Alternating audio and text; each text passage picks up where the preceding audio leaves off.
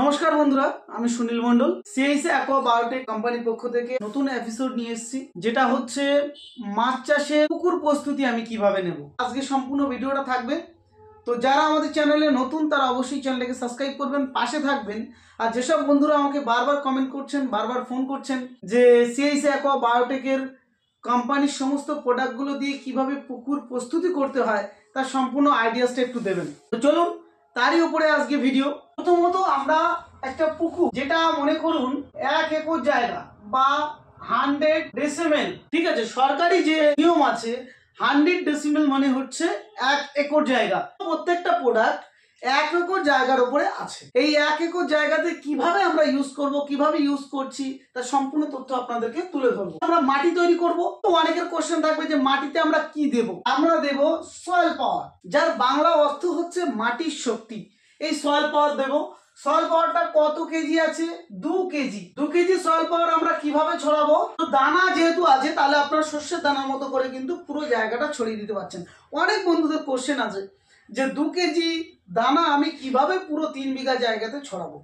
Friends, শস্যের দানা যেভাবে বোনা হয় ঠিক তেমন ভাবেই কিন্তু আপনাকেও কিন্তু ছড়াতে হবে। তাহলে আমরা কি দিলাম? প্রথমে সয়েল পাওয়ার দিলাম। 3 দিন পর আমরা কিন্তু এবার জল তুলে দেবো, ঠিক আছে?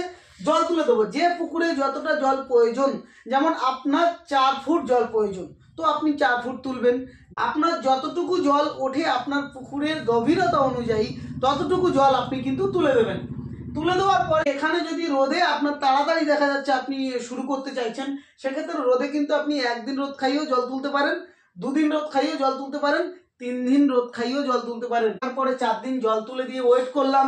4 দিন পরে গিয়ে আমরা কি করব? কোম্পানির মাস্টার অফ প্রোডাক্ট, যার নাম হচ্ছে এই ভিটাম্যাক্স।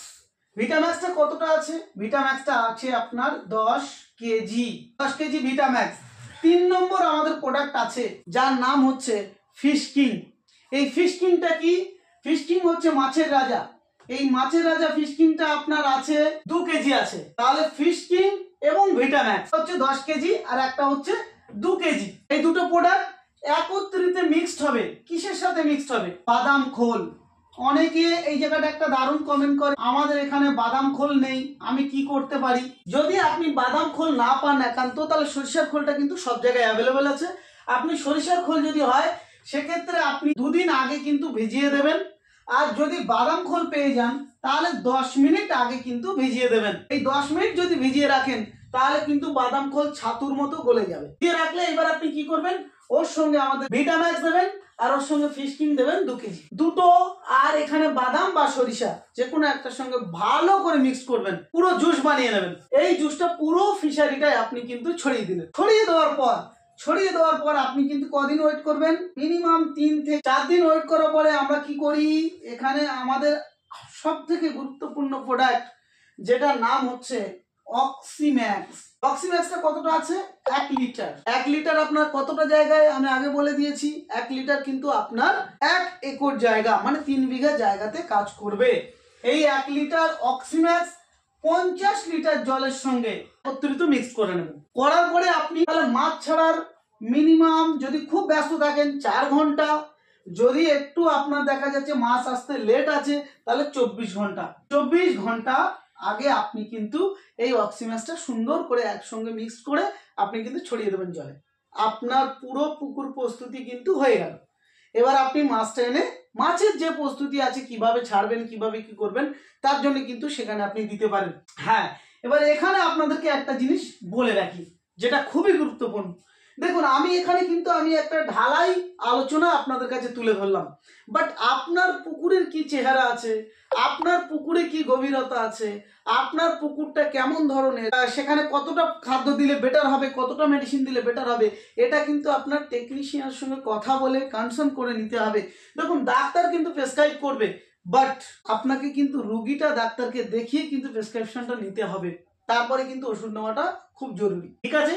তো আমি সমস্ত কিছু বললাম, তবুও আপনারা কি করবেন? টেকনিশিয়ানের কাছে ফোন করে কথা বলে তারপরে কিন্তু প্রোডাক্টগুলো ইউজ করবেন।